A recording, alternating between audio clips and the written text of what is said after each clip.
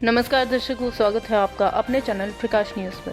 न्यायाधीश की नियुक्ति में संविधान का पालन न करने से राष्ट्र की सुरक्षा को खतरा, हिंदू संगठनों ने महामहिम राष्ट्रपति जी को चेताया। प्रेस क्लब दिल्ली में आयोजित हिंदू संगठनों की प्रेस वार्ता में अखिल भारतीय हिंदू महासभा के राष्ट्रीय अध्यक्ष श्री मुन्ना कुमार शर्मा, धर्मरक्षक दारा सेना के अध्यक्ष मुकेश जैन, सुप्रीम कोर्ट के जाने माने वरिष्ठ वकील डॉक्टर AP सिंह, ग्रामोदय फाउंडेशन के अध्यक्ष संजीव तिवारी ने संयुक्त संबोधन में पत्रकारों के सामने खुलासा किया कि दिनांक 8 नवंबर को महामहिम राष्ट्रपति, प्रधानमंत्री, केंद्रीय गृह मंत्री, केंद्रीय कानून मंत्री, लोकसभा और राज्यसभा अध्यक्ष को ज्ञापन भेजकर उनसे अनुरोध किया था कि वे सुनिश्चित करें कि सर्वोच्च न्यायालय के न्यायाधीश की नियुक्ति में संविधान के अनुच्छेद 124 उपधारा 2 का पालन हो।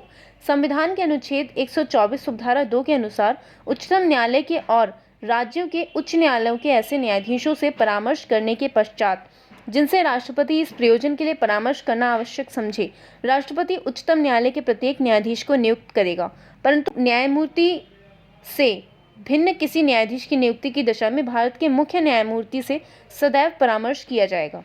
श्री मुन्ना कुमार शर्मा ने महामहिम राष्ट्रपति और सरकार को चेताया कि कॉलेजियम द्वारा मुख्य न्यायाधीश और अन्य न्यायाधीशों की संविधान का उल्लंघन करके की जा रही नियुक्ति के कारण जजों को संविधान और कानून उल्लंघन करने का लाइसेंस मिल रहा है, जो लोकतंत्र के लिए सबसे बड़ा खतरा बन चुका है।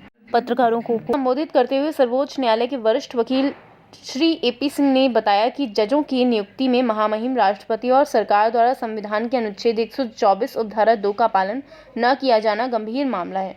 इस अनुच्छेद के अनुसार राष्ट्रपति को राज्य के उच्च न्यायालय के न्यायाधीशों से भी परामर्श लेना है, जो कभी नहीं लिया गया। यही नहीं, मुख्य न्यायाधीश की नियुक्ति में सर्वोच्च न्यायालय के मुख्य न्यायाधीश परामर्श नहीं दे सकते, किंतु यहाँ तो सर्वोच्च न्यायालय के मुख्य न्यायाधीश ही अपना उत्तराधिकारी मुख्य न्यायाधीश महामहिम राष्ट्रपति जी को बताकर उसे नियुक्त करने के लिए बाध्य कर रहे हैं। सरकार को मिलनी चाहिए परमिशन। वहीं सुप्रीम कोर्ट स्पष्ट कर चुका कि आज का जो कानून है वो क्लोजिंग है।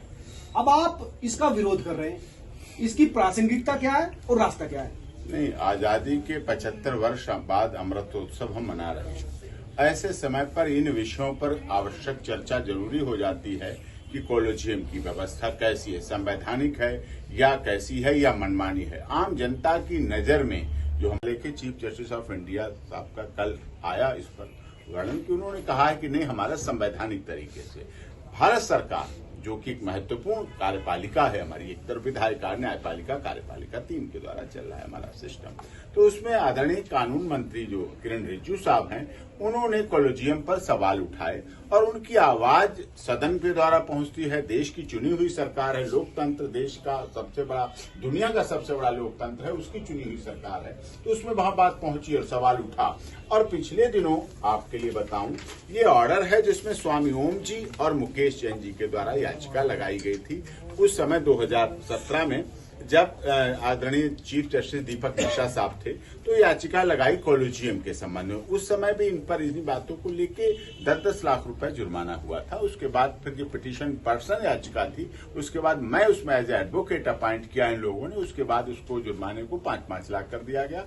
और अभी इस सप्ताह में ही इस ऑर्डर को आदरणीय चीफ जस्टिस साहब ने ही दरिया दिल्ली दिखा के DY चंद्रचूड़ साहब और दूसरे कंपेनियन जजेस ने इसमें जुर्माना भी खत्म किया, सारी प्रोसीडिंग खत्म की, सारी चीजों को क्लोज कर दिया। कोई प्रोसीडिंग नहीं होगी उस संबंध में। कॉलेजियम के उस चैप्टर को उन्होंने जो मांग की थी उसको क्लोज कर दिया।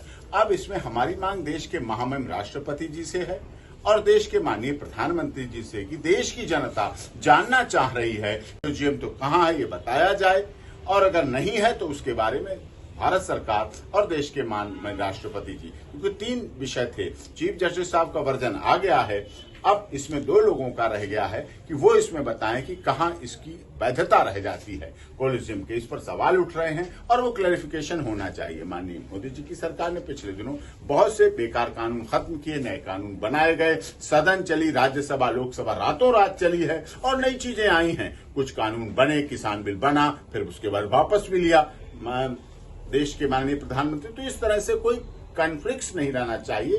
कोई इसमें आप स्पष्टीकरण चाहते हैं सरकार की तरफ से साफ कि सुथरी बात कोलोजियम को होनी लेकर चाहिए, स्पष्ट रहे। साफ सुथरी बात हो और हो उससे नियुक्तियां, उससे आम जनता की, क्योंकि भरोसा लोगों का कोट पट्टी का होता है। अगर उनका भरोसा टूटेगा तो इस देश का लोकतांत्रिक सिस्टम टूटेगा। वो उचित नहीं है, वो नहीं होना चाहिए। देश का लोकतंत्र रहना चाहिए, आप देश चाहते हैं रहना कि चाहते चाहिए। कोलोजियम रहना चाहिए ना? आपका क्या व्यक्तिगत रूप से आपका संगठन क्या चाहता है? व्यक्तिगत रूप से जो लॉ बनाया गया उसके आधार पर, नेशनल लॉ के लिए बनाया गया, उसमें चीजें आई हैं, कई चीजें सामने निकल के आई हैं, कई चीजें आई हैं।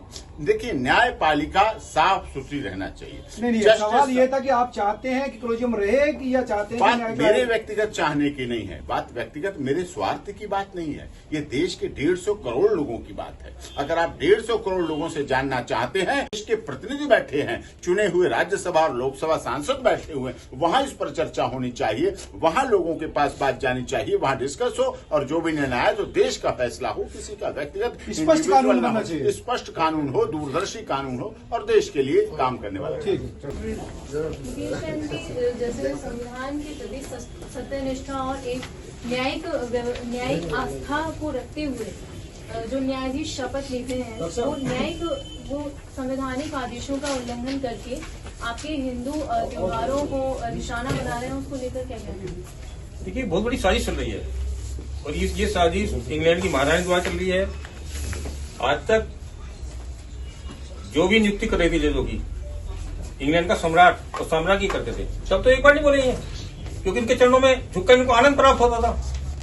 किंतु आज राष्ट्रपति नियुक्ति करता है, सवाल खड़े करते हैं। इनकी बोलती उसमें बंद थी।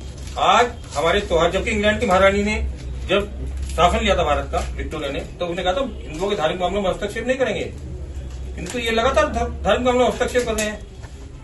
वो झूठ बोल रही थी महारानी भी, क्योंकि उसने हमारी सती प्रथा पर प्रतिबंध लगा, जो हमारे हिंदुओं के स्वच्छता, शुचिता, पवित्रता के नियम थे, उनको छुआछूत कहकर गाली दी, मतलब वो झूठी हुई। और उनको छुआछूत कहकर गाली दी, मतलब वो झूठी हुई। और उसी झूठ पर ये लोग चल रहे हैं।